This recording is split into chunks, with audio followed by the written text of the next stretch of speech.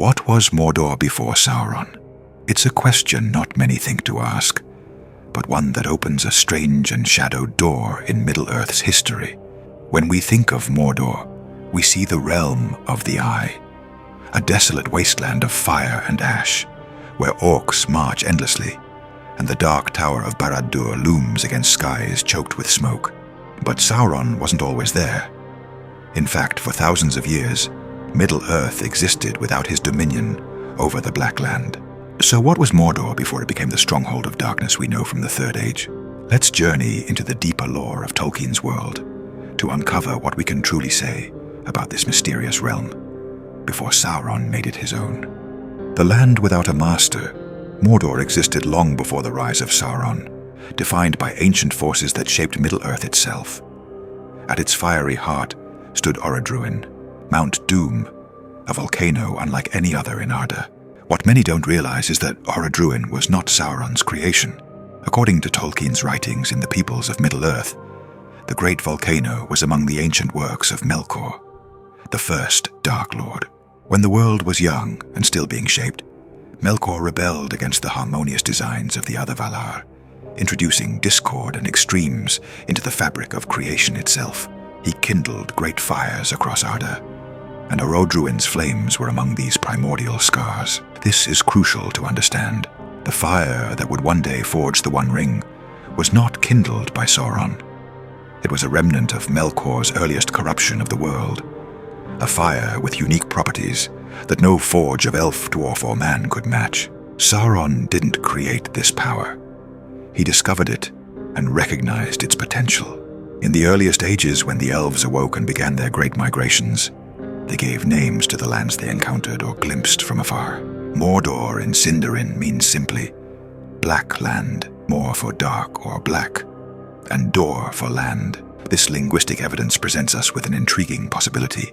The elves may have named it thus long before Sauron ever claimed it, suggesting they perceived something inherently forbidding about the region even in those ancient days.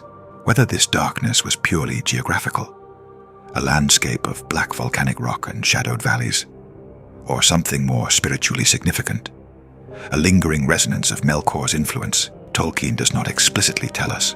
What we do know is that, from the earliest recorded history, Mordor was regarded with caution, if not outright dread, a fortress built by nature. When we look at the map of Middle-earth, Mordor's natural defenses become immediately apparent.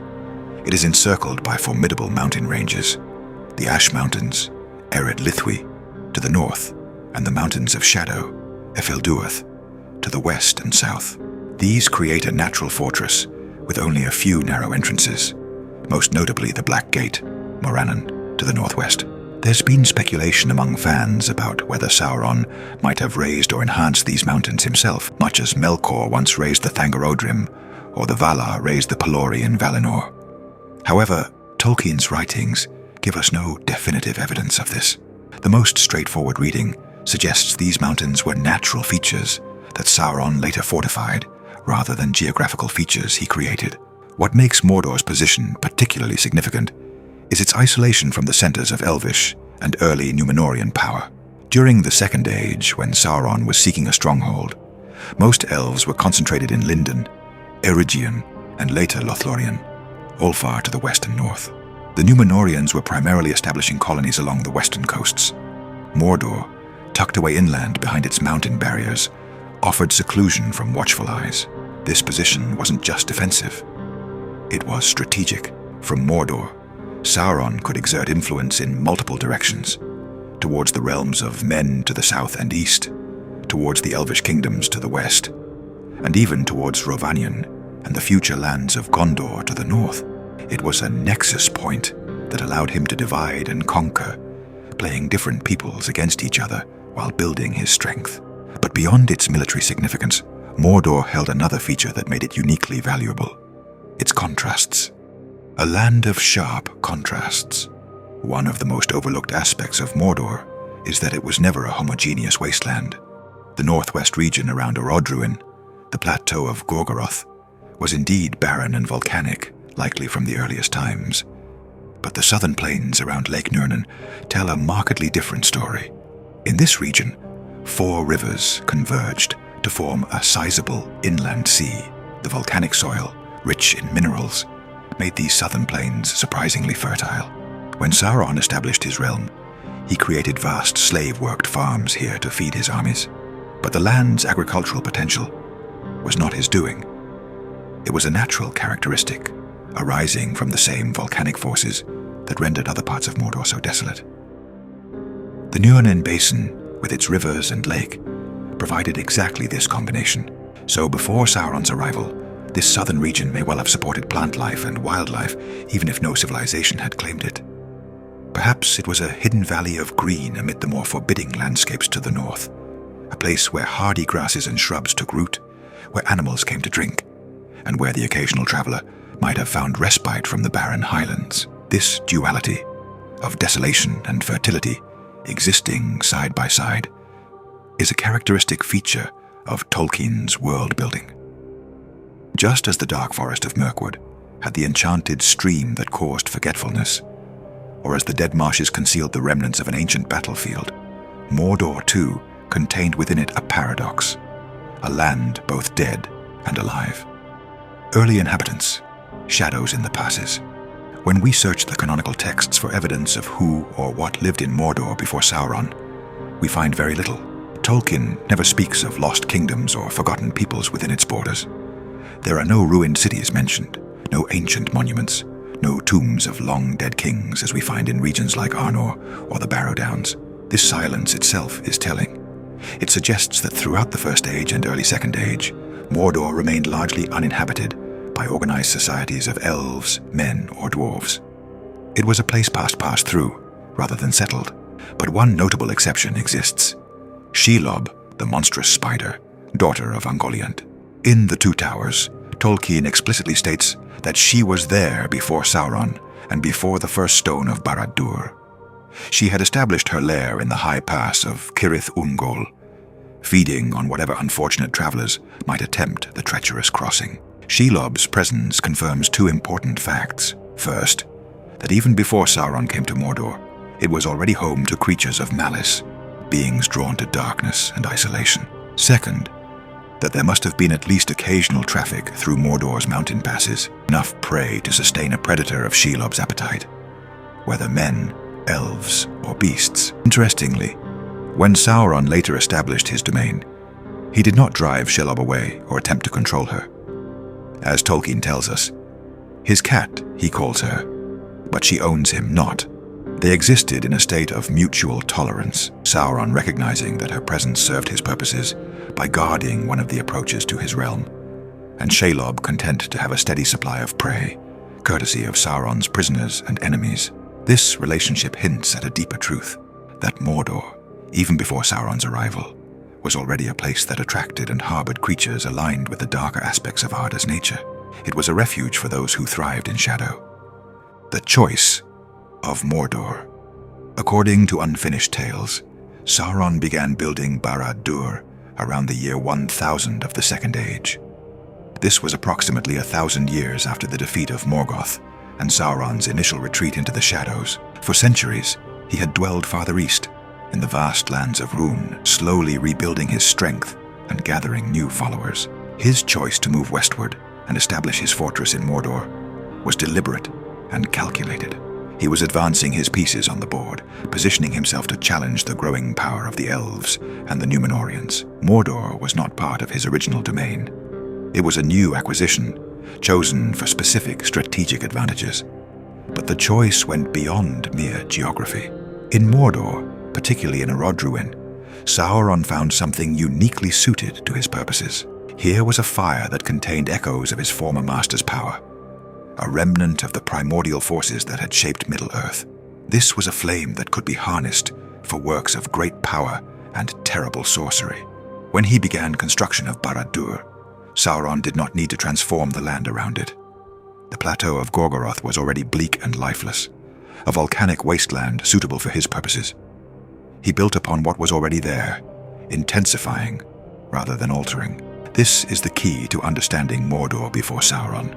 It was not a paradise corrupted, but a land with inherent qualities that made it receptive to darkness. It was a place where Melkor's influence had left its mark, where natural forces had created both desolation and hidden fertility, where mountains formed barriers against the outside world. Mordor did not resist Sauron's coming. It welcomed him. The name that tells a tale. Let's return to the name itself. Mordor, the Black Land. The linguistic evidence is worth examining more closely. In Tolkien's world, names are never arbitrary. They carry meaning and history. We know that Mordor is a Sindarin Elvish name. This is significant because it tells us that the elves were aware of this region and had given it a name in their own language. But when exactly did they name it? This is where we must speculate, as Tolkien doesn't provide a clear answer. If the name was given after Sauron established his realm there, then Black Land simply reflects the darkness that had overtaken it under his rule. But if the name predates Sauron's arrival, which seems plausible given the elves' extensive travels and mapping during the First and early Second Ages, then it suggests they already perceived something inherently dark or threatening about this region. Consider how other lands in Middle-earth were named. Greenwood the Great reflected its verdant forests. The misty mountains described their cloud-shrouded peaks. Lindon meant land of music in Quenya. These names captured essential qualities of the places they described. If Mordor was already known as the Black Land before Sauron, what quality earned it this ominous title? Perhaps it was the black volcanic rock that dominated its landscape. Perhaps it was the shadows cast by its encircling mountains. Or perhaps it was something less tangible, a sense of dread, a lingering shadow of Melkor's influence, a spiritual darkness that sensitive elves could perceive. This last possibility aligns with a fundamental aspect of Tolkien's cosmology, that evil, especially Morgoth's evil, had the power to mar the physical world itself, just as Morgoth infused his malice into the very matter of Arda, creating what Tolkien called Morgoth's Ring.